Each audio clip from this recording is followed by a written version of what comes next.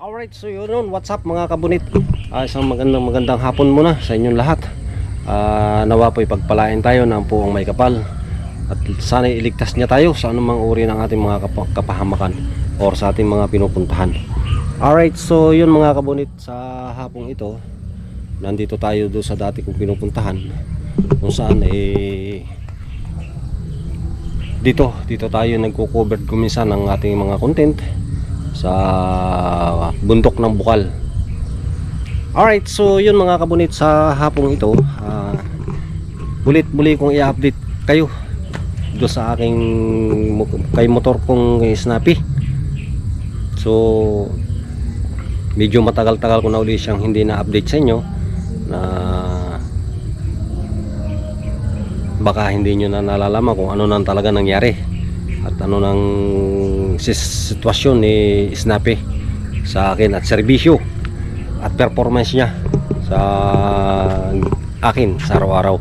So medyo gamit si Snappy sa ngayon, kasi madalas na siya yung aking inaano sa pagdi-deliver. So ang trabaho po natin ngayon, tayo ay isang riders ngayon, courier ng JNT. So bagamat may hirap, talagang tiyagaan lang, nagagawa pa rin nating magampanan yung ating trabaho kahit papano. So sana po patuloy nyo pa rin naman akong suportahan. Talaga namang kahit ako'y hindi masyadong nakakapag-upload ng aking mga videos na ang mga content, talagang hindi ko po magawa ng paraan na magawa na ng oras o bigyan ng oras, kasi lalo na po pagka marami tayong delivery, talagang deliver natin focus, kailangan talagang matapos agad yung ating trabaho. Alright, so yun mga kabunit, muli ko kayong i-update sa aking motor na si Sniper 155. So ito po ay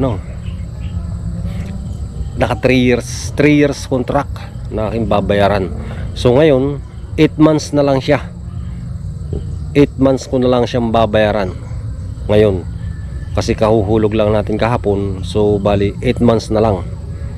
Kaya awa ng Diyos, kahit papaano si Snappy po ay talagang goods na goods pa rin sa akin, at wala pa rin akong, hindi pa rin niya ako binibigyan ng sakit ng ulo o ano pa man na nararamdaman sa kanya, kasi nga alagang alaga ko siya.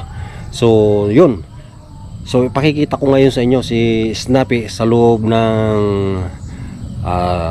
25 months something ba, basta po may kita siyang 2 taon sa akin. 8 months na lang 36 months. Yung 8 months minusan natin ng 6 ay di Alright, so yun mga kabunit, pasensya na, medyo nagkaroon ng troubleshoot yung ating baterya. So ganun po ba yung baterya natin? Kasi parang nagkaroon siya ng hindi na siya gumana, nasira na yung isa. Sira na, lumubo na. Ay kamahal-mahal nito mga kabunit, anak ng titing. Kamahal ang bili natin dito. So hindi natin alam kung okay pa ba siya o lumubo na kasi nga hindi natin siya nagagamit. Siguro ganun pagka hindi nagagamit yung mga baterya ng GoPro. So yari tayo dito, hindi natin bibili na naman tayo ng bagong battery. Mga kabunit. Alright, so yan mga kabunit, tuloy tayo sa ating gagawin. So tulad nga ng sabi ko sa inyo kanina, na ipakikita ko sa inyo ngayon yung update kay Snappy ng ating motor na si Snappy. So pakikita ko siya na sa inyo ngayon. Ito siya, oh. Yan. Ayan. Ayan na po si Snappy. Yan. So yan pa rin yung kanyang kisig, yung kanyang forma. Talaga namang hindi pa rin siya nagbabago sa akin. Kaya ganyan pa rin po yung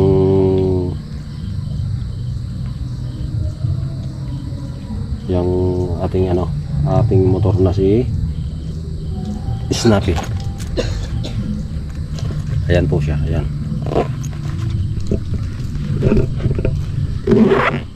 Yan.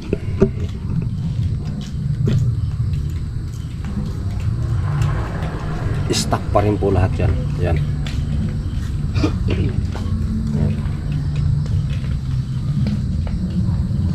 Wala pa rin tayong binabago dyan. Wala tayong pinapalitan pa. Yan pa rin. Kadena, sprocket, gulong, yan pa rin po. So bali 28 months na pala siya sa akin mga kabunit. Yan. Yan si Snappy. Yan. Wala pa rin po tayong binabago sa kanyang looks at forma. Yan pa rin siya. Almost 28 months na po siya sa akin. Yan. Yan pa rin. Yan pa rin po yung gulong. Stock. Oh, yan pa rin yung makina niya. Yan pa rin po yung forma niya. Yan pa rin po si Snappy, yung aking motor na Sniper 155.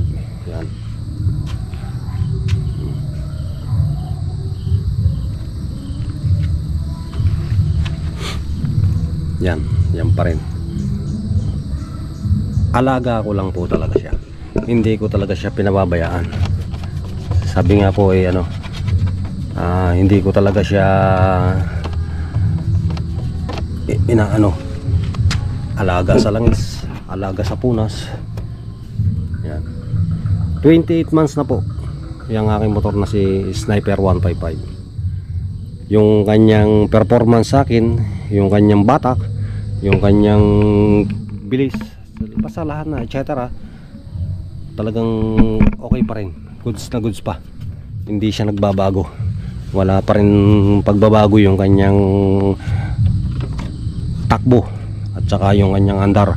Sa andar medyo ika nga po sa loob ng 28 months siyempre may pagbabago na konti, pero paanda rin po natin. Kayo na yung humusga kung ano yung kung ano yung maririnig niyo para sa kanya. Ito, paanda rin natin. Yun, yan pa rin po yung andar niya. Medyo marumi lang, hindi ko pa nalilinis ng ayos eh. Kanina pinasapyawan ko lang ng linis yan.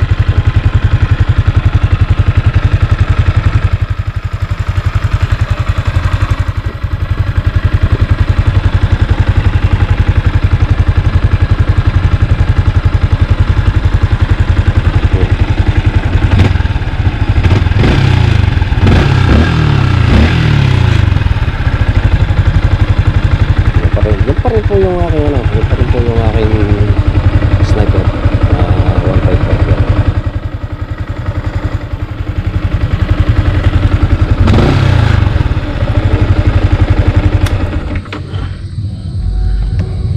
Yun. So yun mga kabunit.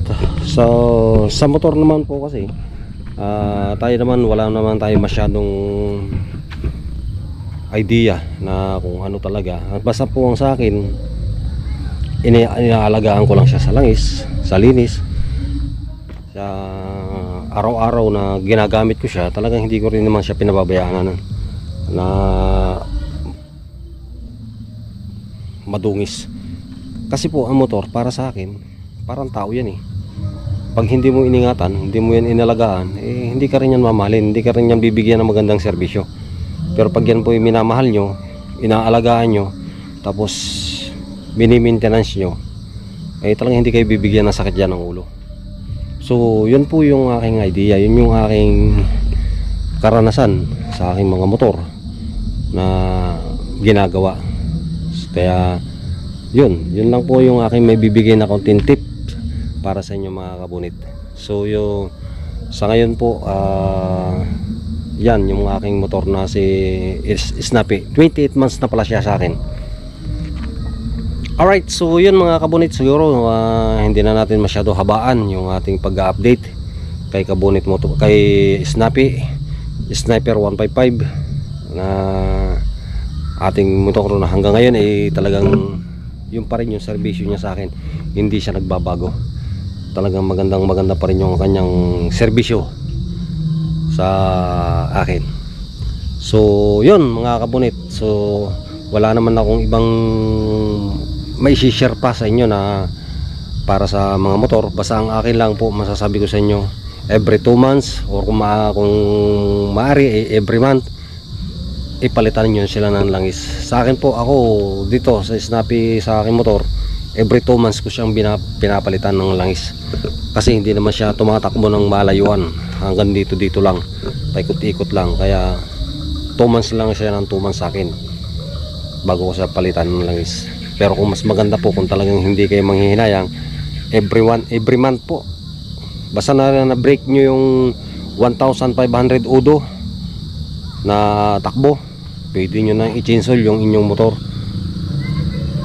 Sa akin po kasi hindi niya ma-break yung 1,500 udo na natatakbo kasi ang lapit lang. Kaya every 2 months ko na siyang pinapalitan ng langis. Yun, ito po, kachi-chainsaw ko lang nito. Lahat pinalitan ko siya, pati oil filter niya pinalitan ko rin siya. Alright, so yun lang mga kabunit ang aking may share sa inyo sa aking motor na si Sniper 155. So payo ko lang po, kung talagang gusto nyo magkaroon ng motor na hulugan, o kung may pangkas po tayo, may pang-ikas natin, ay mag-sniper na po kayo. At talagang namang sulit na, garantisado pa. Alright, so yun lang po mga kabunit. Muli po, maraming salamat sa inyong lahat.